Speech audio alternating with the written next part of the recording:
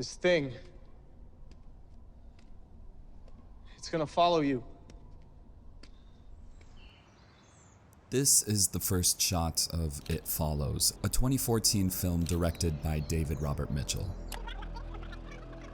This 1 minute and 52-second tracking shot withholds more information than it shares, and instead exposes the audience to the film's stylistic choices and overall theme.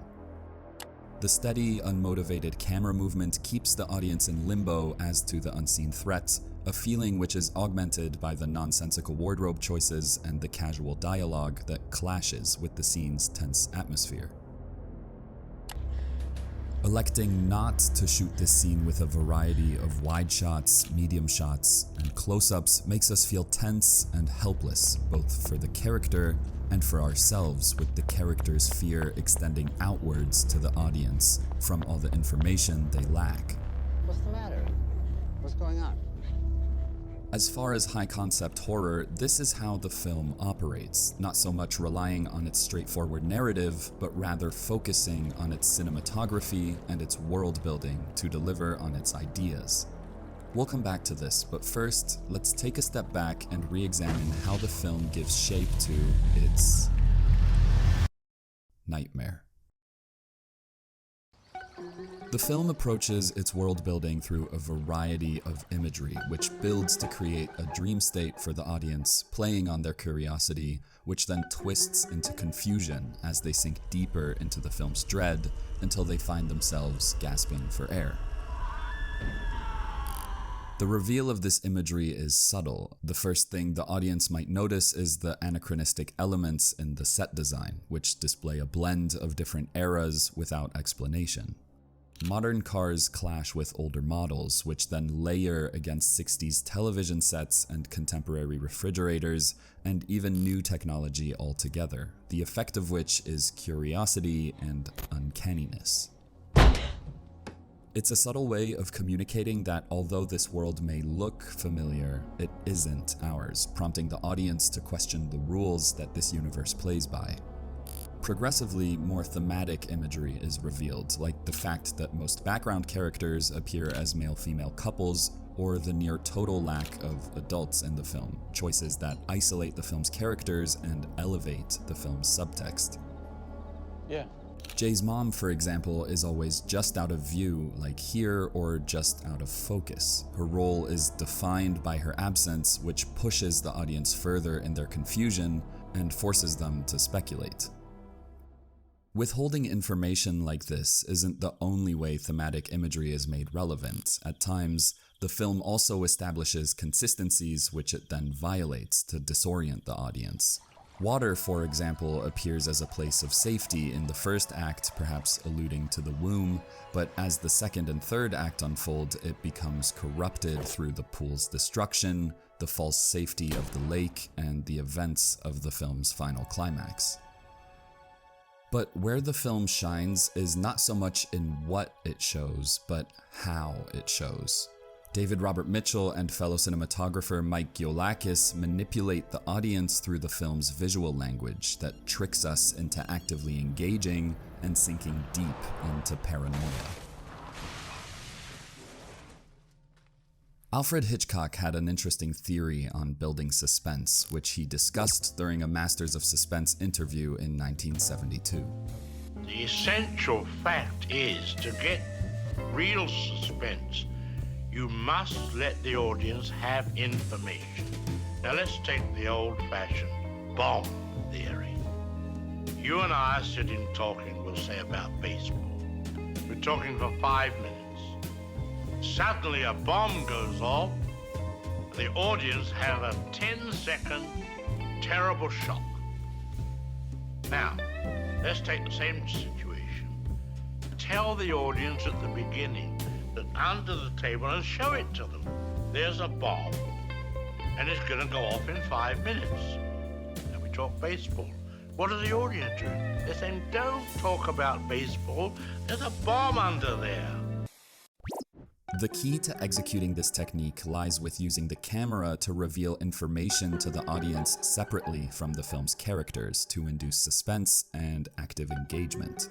David Robert Mitchell puts this to work masterfully in It Follows, but before we get into the film's shot choices, I think it's important to consider Gulakis' hardware choices. You might expect a film so focused on creating a dream state to be shot on anamorphic lenses for their reduced sharpness when compared to spherical lenses and their increased distortion and fall-off near the edge of the frame, but It Follows was shot on spherical Alura 1545 lenses for over 80% of its runtime. This means the image is exceptionally sharp and the depth of field is very high. The audience sees everything in focus, whether it's in front of them or deep in the background. This prompts us to scan the frame for information rather than focusing on an intended subject. It's particularly effective in the film's 25+ wide shots because instead of being spoon-fed information through traditional composition, we're forced to play detective in the background, the foreground, and the edges of the frame. Take this scene at the beach.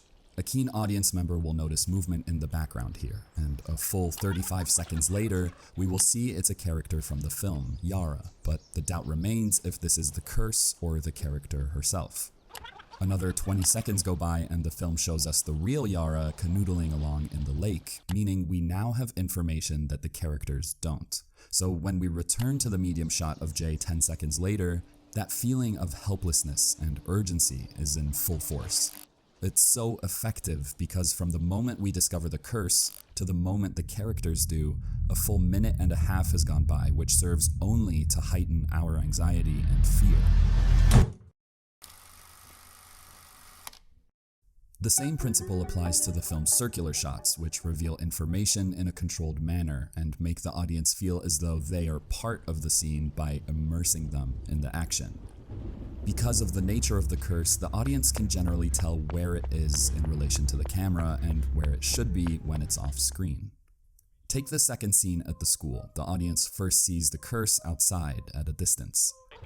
As the camera hits a full 180, we see Jay and Greg at the counter, meaning that the curse is directly behind the camera.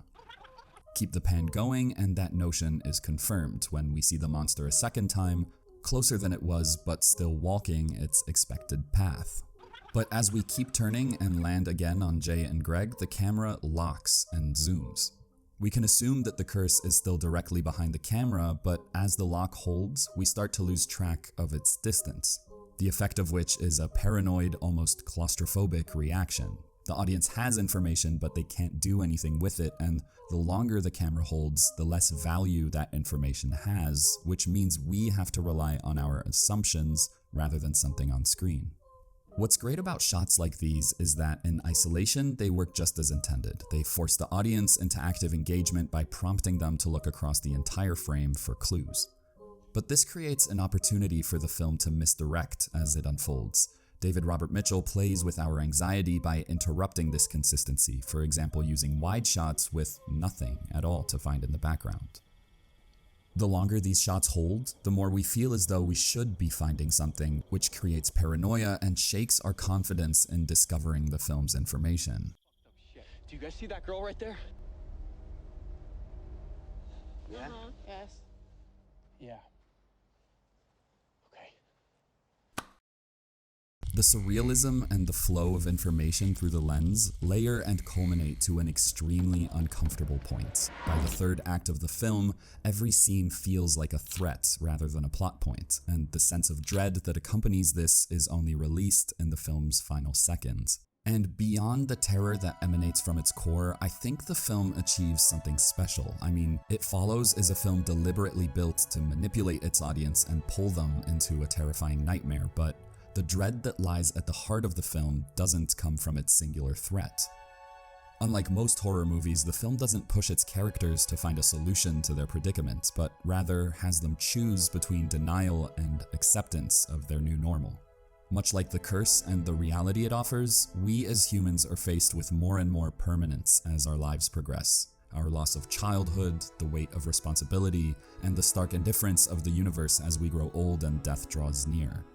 When we look at the film through this lens, the horror becomes existential, overwhelmingly so, and yet the film ends with acceptance. The acceptance of death being just a couple steps behind, because once we come to these sorts of realizations, they're impossible to get rid of.